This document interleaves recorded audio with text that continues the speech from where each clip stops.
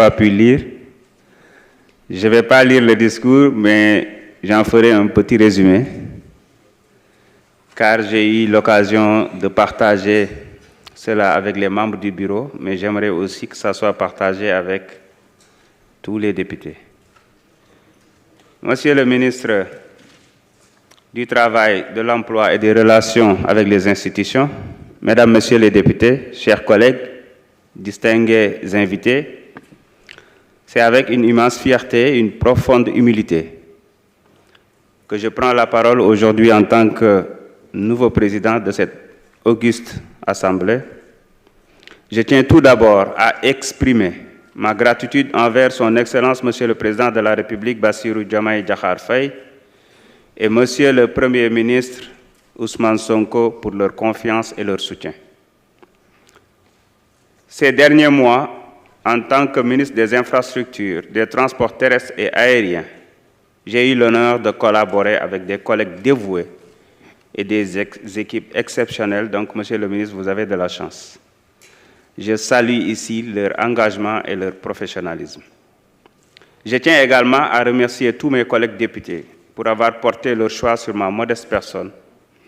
Votre confiance m'honore et m'engage à servir cette institution avec rigueur et responsabilité. Pour une assemblée de rupture, nous impulserons une nouvelle dynamique pour promouvoir une institution proche des citoyens, résolument responsable et tournée vers l'avenir. Mes chers collègues, pour une assemblée inclusive et accessible, nous accorderons aussi une attention particulière à l'inclusion en veillant à ce que nos infrastructures et outils soient adaptés aux personnes à mobilité réduite, aux malvoyants, ainsi qu'à tous ceux qui pourraient rencontrer des obstacles à leur participation. Notre Assemblée doit être exemplaire en matière d'équité et d'accessibilité.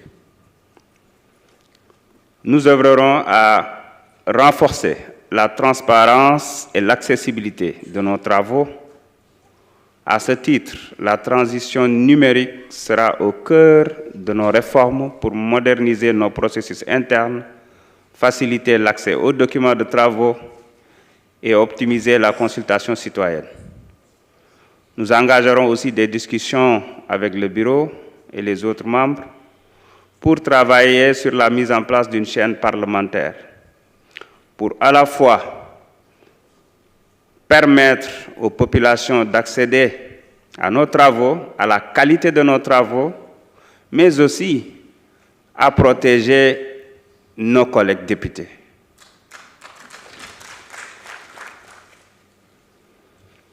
Pour une Assemblée pleinement engagée, nous travaillerons avec rigueur à légiférer pour le bien commun, à contrôler efficacement l'action gouvernementale et à répondre aux priorités nationales en plaçant les aspirations du peuple sénégalais au cœur de nos préoccupations.